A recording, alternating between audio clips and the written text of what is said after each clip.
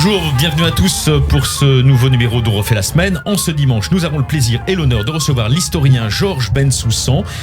Vous êtes l'auteur d'une histoire intellectuelle et politique du sionisme notamment, ainsi que de nombreuses études consacrées au sort réservé aux juifs en terre arabe et musulmane. Mais vous venez aussi pour nous parler d'un livre qui est pleinement dans l'actualité, à l'occasion des 160 ans de l'Alliance israélite universelle, grande institution de la République qui a tant fait pour la propagation de la culture française et des lettres françaises auprès des jeunes juifs d'Orient, de l'Orient méditerranéen, du Maroc à l'Iran et à l'Irak. Votre livre s'appelle tout simplement l'Alliance israélite universelle 1860-2020, Juifs d'Orient, lumière d'Occident. Dans un instant, on va vous faire plancher sur ce sujet avec mes camarades Gil Michaeli, directeur général de Causeur, fidèle au poste. Gil, bonjour. Bonjour. Ainsi qu'avec Hervé Nathan, également fidèle au poste, qui est entre autres éditorialiste économique à Alternatives économiques. Mais alors tout de suite, un petit nouveau dans l'émission qui n'est pas encore venu mais qui viendra peut-être, c'est le président de la République. Le président de la République dans l'avion vendredi s'est confié à notre journaliste politique Frédéric Aziza. On l'écoute. Qu'est-ce que vous avez ressenti, Monsieur le Président, quand vous étiez au Yad Vashem et vous avez vu en face de vous les traces d'un monde disparu de 6 millions de victimes de la Shoah? Bien évidemment, une émotion immense et le sentiment d'une très grande responsabilité. Une émotion parce que d'abord il y avait les traces, il y a eu des évocations, il y avait ensuite les œuvres qui convoquent l'Holocauste et sa mémoire, et il y avait aussi la mémoire des justes et des survivants qui étaient là pour témoigner et qui pour certains d'ailleurs nous ont accompagnés dans ce voyage et étaient là avec nous.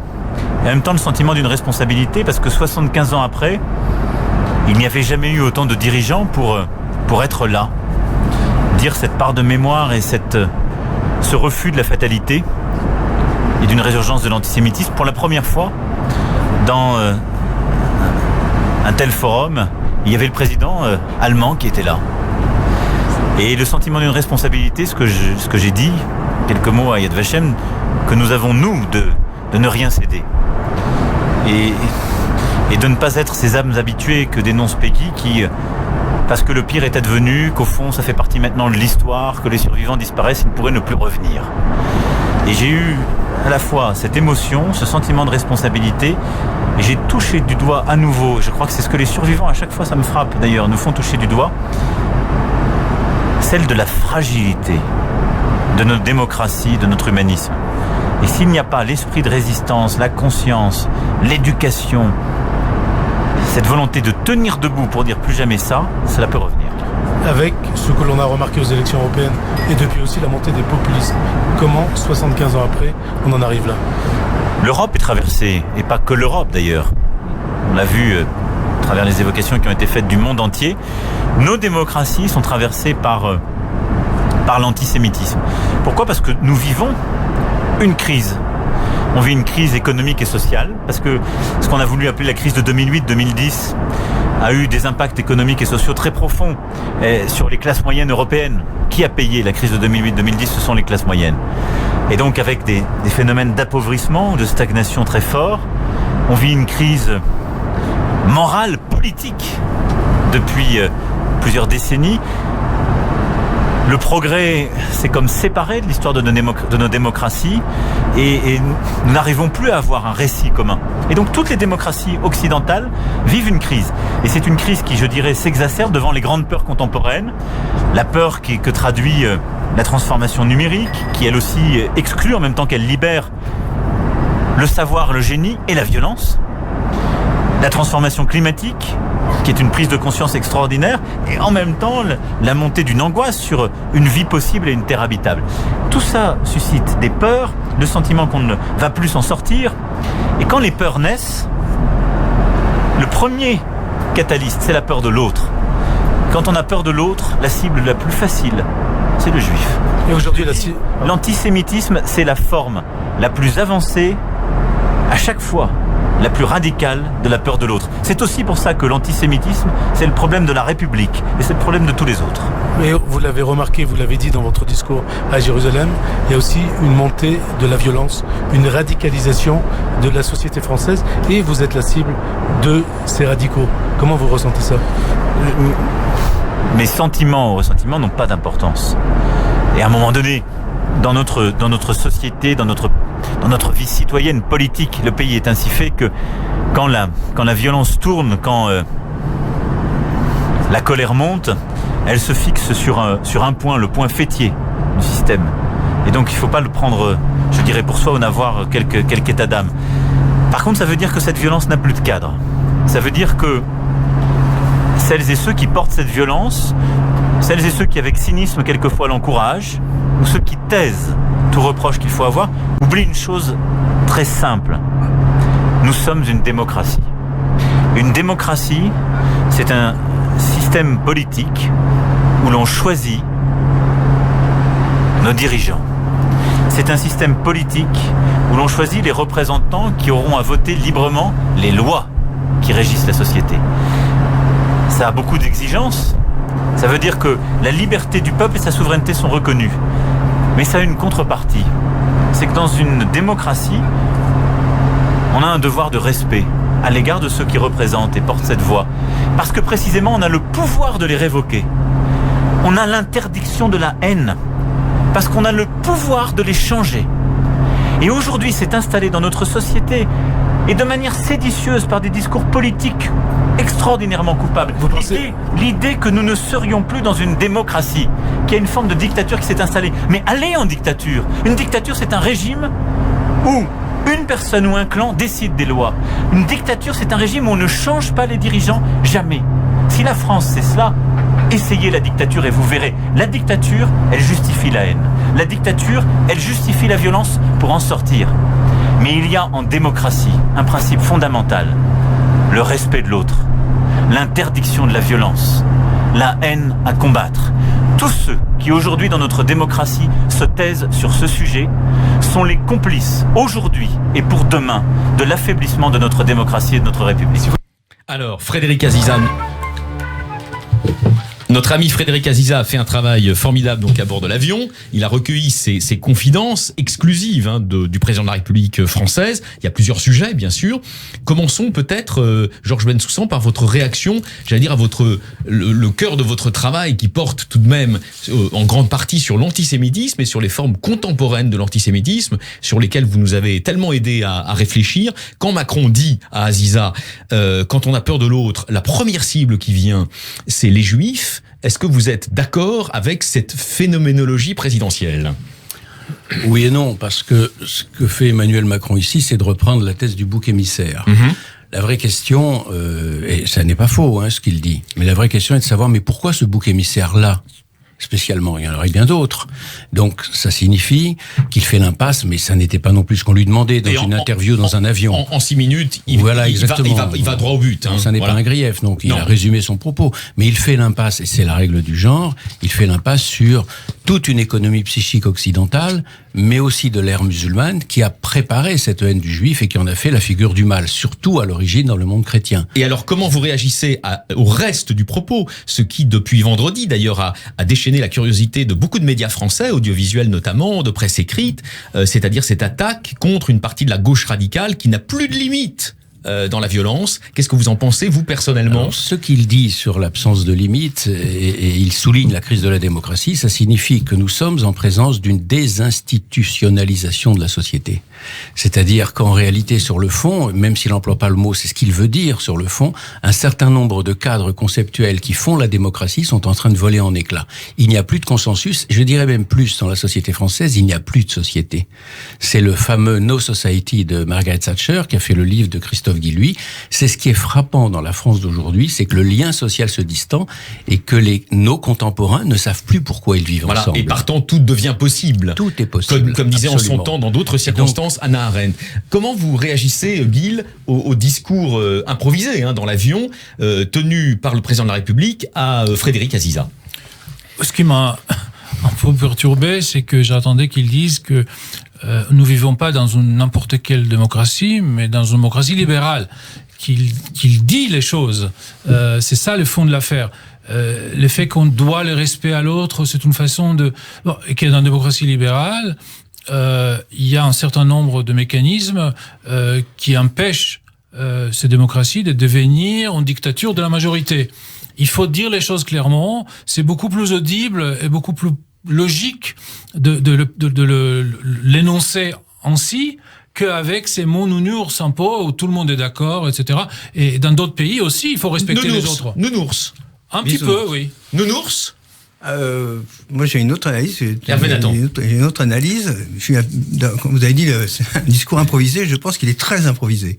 Parce qu'il y a des expressions qui sont quand même très étonnantes. Quand, par exemple, il y a des erreurs factuelles. Quand on dit, en démocratie, on a le droit de révoquer les élus, c'est faux. Non, mais non, mais attendez, révoquer par l'élection. C'est le président de la République, ès-qualité, qui parle et qui nous dit, dans notre démocratie, nous avons le droit de révoquer les élus. Tout le monde sait qu'évidemment, c'est tout à fait contraire à nos institutions. Il n'y a pas de vote, de référendum révocatoire. Ça, c'est les tenants de la 6e République qui demandent ça, exactement. C'est les populistes, comme on dit. Moi, je mets des guillemets parce que le mot populisme est de toute façon extraordinairement ambivalent. Mais donc, c'est extraordinairement improvisé. Et quand on prend son long développement qui part de la crise de 2008 et qui aboutit ensuite, effectivement, à la thèse du juif bouc émissaire de la crise, on peut dire que quand on commence à faire le tri des haines qui sont générées par les difficultés sociales, on pourrait quand même attendre du président de la République qui cite aussi peut-être les travailleurs immigrés comme victimes expiatoires de la crise sociale qui travaille nos démocraties. Parce que il me semble que effectivement il y a l'antisémitisme extrêmement fort, mais il y a aussi dans la société un rejet très fort avec un vote, alors pour le coup extrêmement fort dans la population, de gens qui votent pour une réduction des droits ou de la présence des immigrés parce que soi-disant à cause de la crise sociale et économique. Donc tout ça me semble très très très improvisé et on verra quelles sont les élections. Je pense que votre enregistrement aura du succès et je pense que le président de la République devra sans doute revenir pour préciser un peu. Oui, mais je pense qu'il l'a fait aussi, vous avez raison, dans une forme d'improvisation, mais quand même il l'a fait sciemment aussi et il l'a fait passer par le canal de la plus grande radio juive aussi probablement à dessein. Georges Bensoussan, si on élargit la focale, nous sortons d'une séquence au cours de laquelle les grands chefs d'État, les principaux dirigeants de la planète ont été réunis à Jérusalem à l'initiative de Yad Vashem et du gouvernement israélien pour célébrer les 75 ans de la libération du camp d'Auschwitz-Birkenau. Pourquoi, d'après vous, qui êtes un spectateur engagé de notre temps, la visite si émouvante d'Emmanuel Macron au Kotel a-t-elle tenu peu de place dans le rapport rendu par la plupart des médias? Il s'est rendu, le but du voyage, c'était Yad Vashem. Naturellement. C'était la commémoration du 75e anniversaire de la pseudo-libération. C'était pas le Kotel, on est d'accord. C'est pas le Kotel. Oui. Donc la visite au Kotel n'est pas fait la une des médias, c'est une chose. Alors peut-être qu'ensuite, on peut arguer du fait que tout ce qui a rapport à la centralité du judaïsme sur la terre d'Israël, ce qui rappelle précisément le lien de ce peuple et de cette terre-là, du côté d'une certaine bien-pensance française, ça n'est pas toujours bienvenu. Voilà, et vous pensez qu'au fond, il a pas voulu qu'on reprenne trop sa visite au Kotel? Je rappelle quand même que la France a voté en faveur de la résolution qui estimait que le peuple juif n'avait aucun lien avec le monde du Temple. C'est pas ce que pense à titre personnel le président de la République. Non, mais je rappelle, c'est ça. J'en profite pour dire que demain sur Radio J, vous pourrez entendre plusieurs membres de sa délégation qui étaient présents avec lui au Kotel, qui vont justement essayer d'éclairer cette énigme avec nous. Le président du CRI, Francis Khalifa, le président de l'Alliance israélite universelle, Mark Eisenberg, et d'autres personnalités. Ça sera à 14h demain sur Radio J. Je reviens à votre livre. Nous sommes réunis autour de l'Alliance israélite universelle. Elle va fêter bientôt ses 160 ans. Il y aura d'ailleurs un dîner de gala qui va être donné par l'Alliance israélite universelle dans les salons de l'Hôtel de Ville le 10 février prochain, en présence de nombreuses personnalités de la communauté. Je vous écrivais, évidemment, vous écrivez une histoire qui est absolument passionnante, mais une fois n'est pas coutume, nous allons commencer par la fin. Vous parlez du réseau scolaire de l'AIU en 2020. Il est évidemment beaucoup plus vivace et étoffé fait que ce que pensent les gens. Aujourd'hui, l'AIU a des écoles, outre la France, elle a des écoles partout, du Maroc à un certain nombre de pays du Moyen-Orient, même les plus inattendus. Vous nous en direz peut-être un mot. Comment expliquez-vous justement la longévité de cette institution, et qu'est-ce que vous voulez dire quand vous évoquez le recentrement sur la France? Est-ce à dire, selon vous, que les écoles dans l'Orient méditerranéen compteraient au fond moins aujourd'hui aux yeux de l'Alliance israélite universelle que les écoles en France, notamment dans la banlieue française de Paris? Bien sûr. En fait, l'âge d'or de l'Alliance et la mission de l'Alliance, c'était d'apporter le savoir, les lumières d'Occident aux Juifs des Balkans, du bassin méditerranéen, d'Orient et jusqu'en Iran. Vous voilà, dit, donc on peut le dire, Georges, beaucoup de nos auditeurs ont des ascendants, des grands-parents, des arrière-grands-parents qui sont devenus français par l'âme et par le cœur, grâce au réseau des alliances aussi, de l'école du Maroc à l'Irak et à l'Iran. C'était ça, le but central, c'était de venir au secours de Juifs persécutés en tant que tels et d'apporter ce fameux savoir, cette émancipation d'Occident à ces Juifs-là. La mission a été remplie, et quand ces pays sont devenus indépendants, ils ont repris en main le réseau d'éducation nationale. Donc l'Alliance n'avait plus sa raison d'être, et c'est pour ça que l'Alliance est passée de 184 écoles en 1914 à une dizaine aujourd'hui.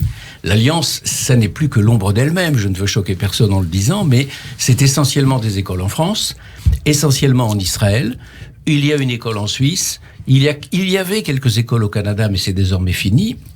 Ça se résume à cela, mais encore une fois, l'Alliance n'a pas... Alors ça se résume à cela, pas tout à fait. J'aimerais qu'on évoque un instant avec vous aussi, parce que vous en êtes l'historien, mais vous en êtes aussi l'archiviste du présent, ce lieu absolument incroyable au sud de Tel Aviv, sur la commune de Holon, qui est l'école Mikvé, qui va d'ailleurs fêter, elle aussi, un anniversaire qui est le 150e. Elle a été fondée en 1870 par des pionniers de l'Alliance à Mikvé, donc qui est un quartier de la ville de Holon.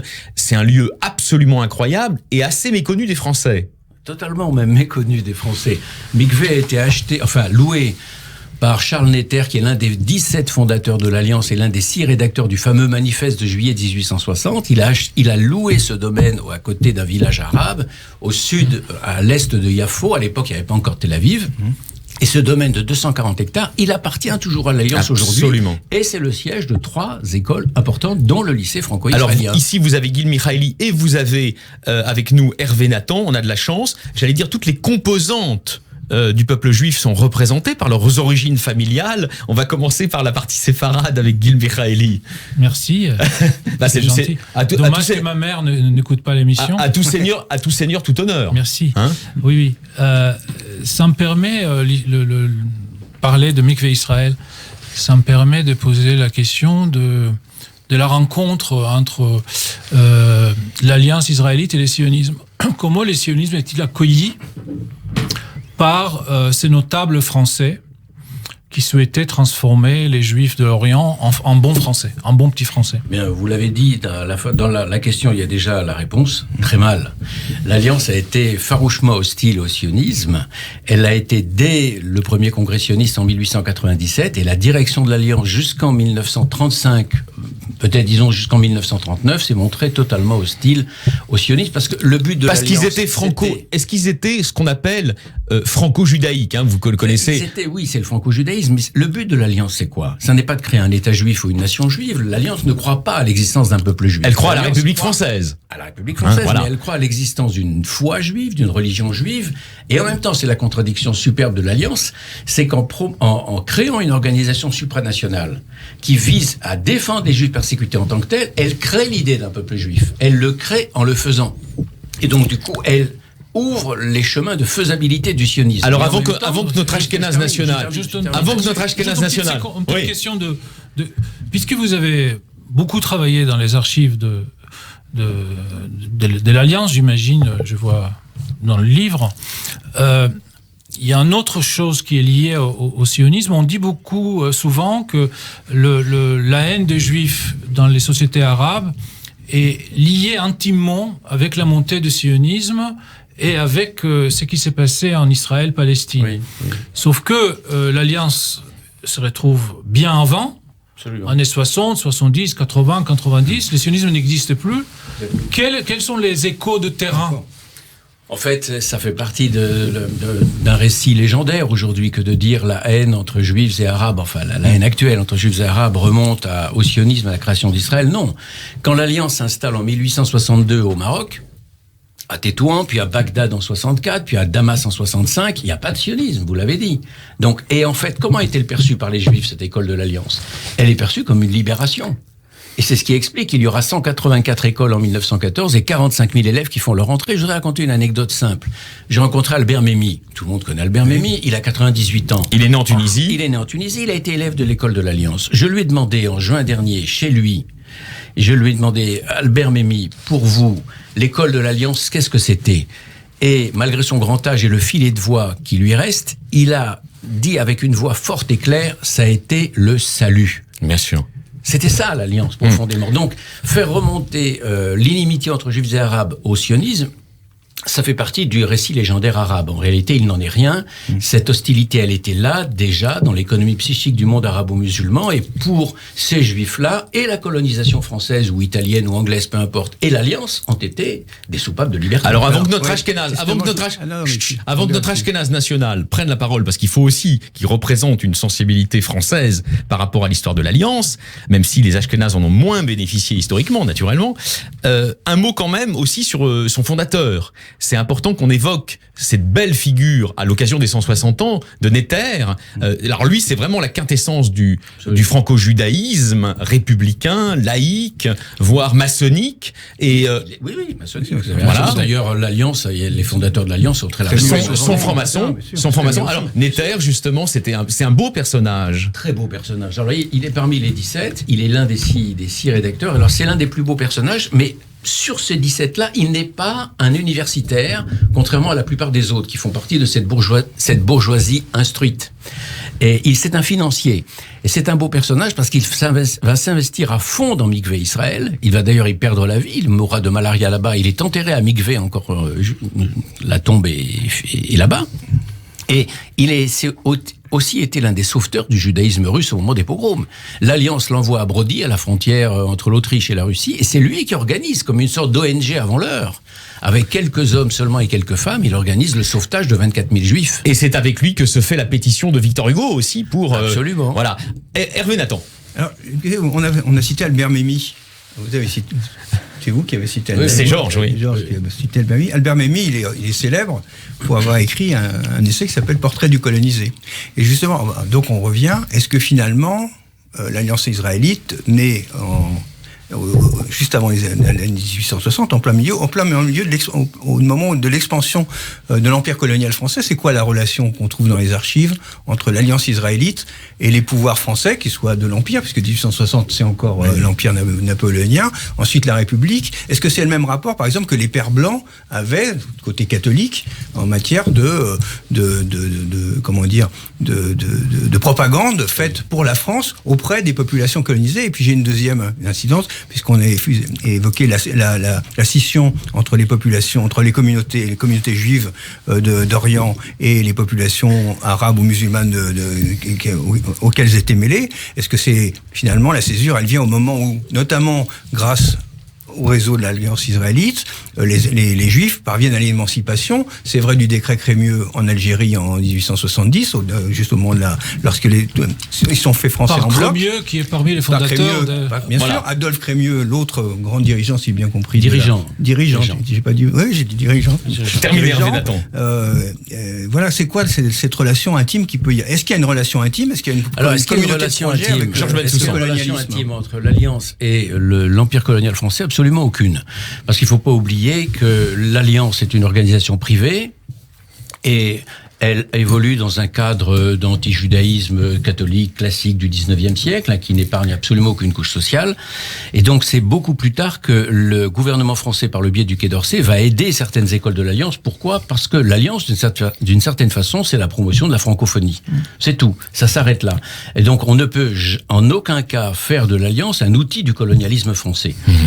Absolument pas. Parce qu'à plusieurs reprises, par exemple, le décret Crémieux ayant été appliqué en Algérie, les Juifs du Maroc et les Juifs de Tunisie ont demandé demandé le décret Crémieux au Maroc et en Tunisie, ça a été systématiquement refusé par les autorités françaises. Georges Bensoussan, vous êtes passionnant.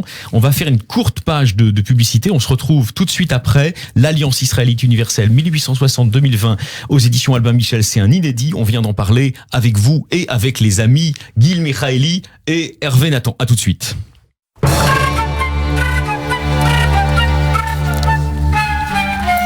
On refait la semaine continue. Nous sommes toujours en compagnie de Georges Bensoussan, historien de l'Alliance israélite. Il publie au sujet de cette belle institution de la République un livre passionnant à l'occasion de son 160e anniversaire. Je vais y arriver aux éditions Albin Michel. Nous venons d'en parler. Nous sommes toujours avec Gil Michaeli, directeur général de Causeur, et Hervé Nathan, éditorialiste économique à Alternative économique. Et nous rejoignons la présidente des Amis du CRIF, Véronique Harari-Agenberg. Bonjour Véronique.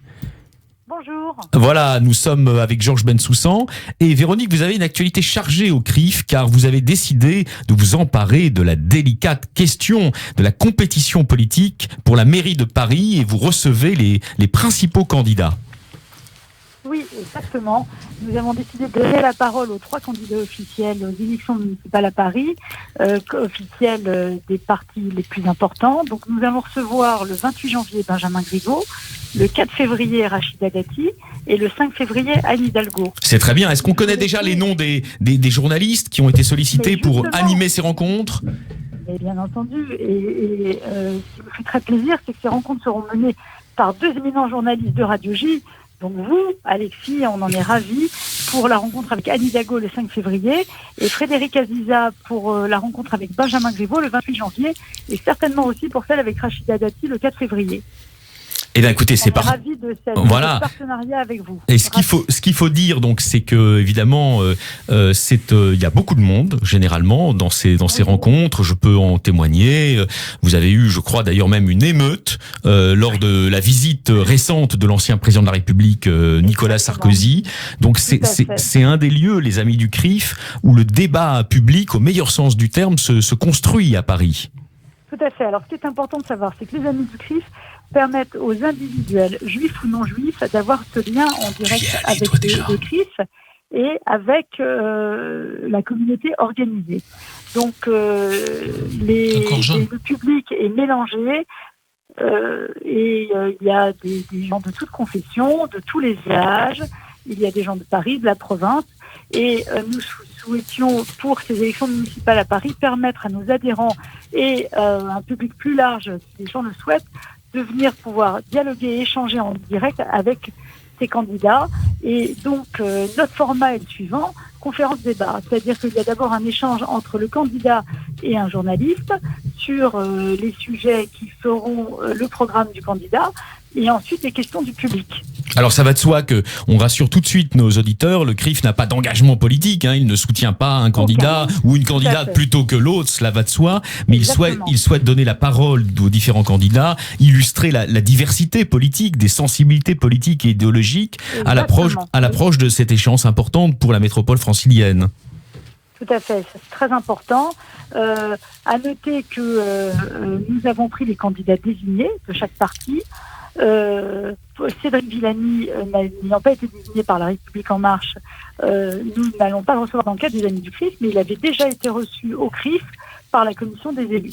Absolument. Et alors, est-ce qu'il y aura des questions, disons, qui vont être posées spécifiquement à ces candidats et à ces candidates sur la manière dont ils conçoivent aussi demain l'accompagnement de la vie juive parisienne ? Bien entendu, bien entendu. Alors, de toute façon, nous faisons le point avec les candidats qui s'expriment exactement comme ils le souhaitent. Et ensuite, les questions du public sont totalement libres et transparentes. Elles ne sont pas données aux candidats avant. Donc, les gens se lèvent, posent leurs questions et le candidat va y répondre. C'est le format des Amis du CRIF, c'est ce que nous faisons depuis plus de 5 ans avec nos invités réguliers tous les mois, politique et intellectuelle. Voilà, et c'est toujours un moment de débat parce qu'il y a un moment important qui est donné à la salle, aux questions de nos auditeurs. Généralement, d'ailleurs, c'est un moment de confrontation directe et sympathique avec les personnalités. Oui. On en a fait l'expérience récemment dans un domaine non politique avec l'éditorialiste Anne Sinclair. Tout ça est vraiment très agréable et très bien organisé. Et on peut le dire, il y a vraiment du monde. Donc, il faut qu'on invite nos auditeurs à prendre contact tout de suite avec le CRIF. Est-ce que vous pouvez nous rappeler le numéro sur lequel ils peuvent appeler pour réserver leur place? Le plus facile pour s'inscrire est d'aller sur le site du CRIF et vous pourrez vous inscrire via le site à chacun des événements. Je vous le rappelle parce qu'on démarre par Benjamin Griveaux le 28 et ensuite la semaine d'après avec le 4 Rachida Dati et le 5 Anne Hidalgo. Il est possible aussi de téléphoner au CRIF pour s'inscrire 01 42 17 11 11 et de s'inscrire par ce biais-là. Ou alors, il est possible aussi, alors c'est mieux de s'inscrire avant, mais il est possible de venir directement, mais je préfère pas donner le lieu à l'antenne pour des raisons de sécurité, le lieu où nous recevons nos invités, mais en tout cas, ça se passe dans un grand hôtel du centre de Paris. C'est le 4, on démarre le 28 à 19h30. Et il suffit d'aller sur le site pour avoir tous les renseignements. Voilà, alors puisqu'on s'échange des invitations, on a parlé évidemment avec Georges Bensoussan, qui est l'historien de l'Alliance israélite des 160 ans de l'Alliance, donc Véronique et l'ensemble des membres du bureau du CRIF sont chaleureusement invités aux 160 ans de l'Alliance. C'est un gala qui a lieu à l'Hôtel de Ville de Paris le lundi 10 février. Donc notez aussi cette date, ça peut intéresser certains de nos auditeurs. Voilà, en présence de différentes personnalités, de Steve Suissa, Alain Finkielkraut, de Corinne Lepage à Danny Cohn-Bendit. Vous pouvez retrouver aussi, bien sûr, tous les renseignements nécessaires sur le site de l'Alliance israélite. Véronique, on vous remercie infiniment. Passez un bon dimanche et à très bientôt, en tout cas, au CRIF.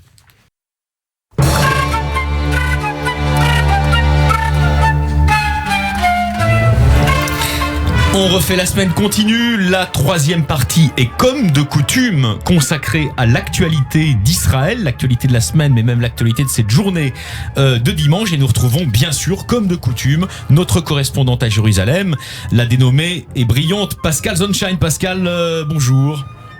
Bonjour Alexis. Eh bien, si vous aimez prendre le temps de la réflexion et laisser décanter les événements, un bon conseil: passez votre chemin et évitez Israël.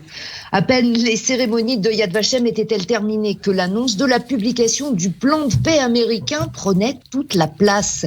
Difficile donc d'assimiler l'importance du Forum mondial sur la Shoah quand la mémoire immédiate est saturée d'informations nouvelles. Pourtant, l'événement a empli l'espace médiatique israélien tout au long de la semaine, plus encore que lors de la journée annuelle consacrée en Israël au souvenir de la Shoah. Les médias ont ouvert leurs colonnes et leurs écrans à l'histoire, aux témoignages, mais aussi à l'état des lieux de l'antisémitisme qui menace de plus en plus les communautés de diaspora. Honorer les victimes de la Shoah signifie combattre l'antisémitisme, écrit Yitzhak Herzog dans Israël Hayom.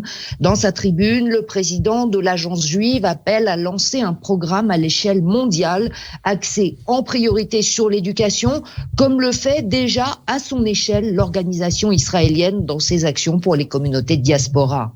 Deux quotidiens, Israël Hayom et Yediot Aharonot, ont choisi de reproduire in extenso le discours prononcé à Yad Vashem par le président allemand. L'aveu d'impuissance de Frank-Walter Steinmeier face à la renaissance de l'antisémitisme dans le pays qui porte la responsabilité de la Shoah est à la fois impressionnant par sa sincérité et glaçant par ses conséquences. Il est impossible d'éradiquer la haine anti-juive si même les Allemands, qui croyaient avoir vaincu leurs démons, admettent que seule l'épaisseur d'une porte de bois a séparé les Juifs de la synagogue de Halle d'un massacre le jour de Kippour, il y a tout juste 3 mois. Mais en Israël comme en Israël, il faut déjà tourner la page et regarder dans une autre direction, vers Washington, où le président Trump a repris la main en convoquant Benjamin Netanyahou et Benny Gantz à la Maison-Blanche pour leur présenter, après 3 ans d'attente, son plan de règlement du conflit israélo-palestinien. Deal du siècle ou embuscade du siècle, s'interroge Tal Shalev sur le site Walla News. L'analyste politique y voit en effet un coup de pouce du président républicain à son ami Netanyahou pour le sortir de l'ornière politico-judiciaire où l'a précipité sa mise en examen. L'embuscade pour Tal Shalev est donc celle que Donald Trump a tendue au candidat centriste israélien qui perd ainsi le contrôle de l'agenda de la campagne électorale qu'il voulait axer sur un leader du Likoud affaibli par les affaires. Sur les 365 jours du calendrier, le chef de la Maison-Blanche a justement choisi celui où doit commencer le débat à la Knesset sur l'immunité du Premier ministre israélien, s'étonne pour sa part Ben Caspit dans les colonnes de Maariv. Noah Landau dans Haaretz s'attarde sur les clauses attendues du plan Trump qui prévoit la création d'un État palestinien seulement après qu'il aura été totalement démilitarisé et désarmé. Israël, de son côté, pourra garantir le maintien des blocs d'implantation en Judée-Samarie et annexer la dépression du Jourdain. Nul besoin d'entrer dans les détails du plan américain, lui répond Ben Dror Yemini dans Yediot Aharonot, pour savoir qu'il ne débouchera pas sur un accord de paix.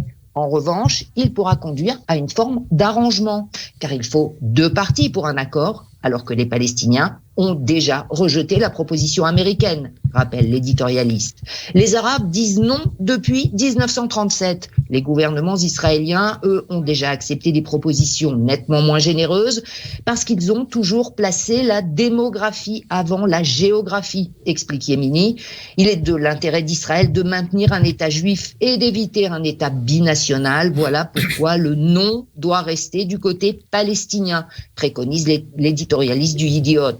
Même le quotidien conservateur religieux Makor Rishon penche pour l'acceptation du plan américain, car cela permettra d'instaurer la souveraineté israélienne sur toutes les localités juives de Judée-Samarie, recommande Haggai Segal.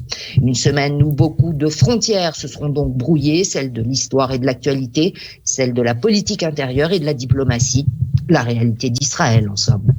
Merci beaucoup Pascal, on vous retrouve bien sûr dès demain matin lundi sur les ondes de Radio J. D'ici là, Erev Tov. Alors comment vous entendez cette chronique d'aujourd'hui, ce dimanche, Gil Michaeli? Alors moi je suis pas aussi pessimiste qu'eux, je pense que ce plan va déboucher sur un accord de paix entre Benjamin Netanyahu et Benny Gantz. Et donc... Il faut l'expliquer un peu mieux. On vous comprend à demi-mot, il faut quand même expliciter. Oui, que globalement, ce que Trump est en train de faire, c'est d'aider Netanyahou à changer l'ordre du jour médiatique. Donc on ne parle plus de lui et de ses déboires juridiques et de son immunité. On parle de la paix, mais on ne parle même pas de la paix parce qu'on sait que les Palestiniens sont hors jeu. Et donc, la seule paix dont il pourrait s'agir est entre les 2 grands partis.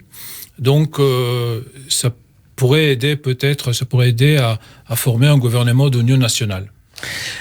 Hervé Nathan, c'est votre analyse aussi ? Je vais pas contredire notre ami. C'est un bon connaisseur d'Israël, faut dire.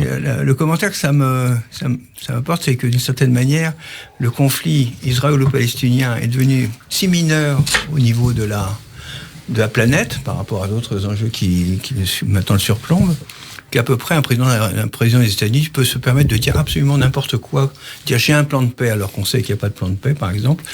Il faut se reporter 20 ans plus tôt ou 40 ans plus tôt.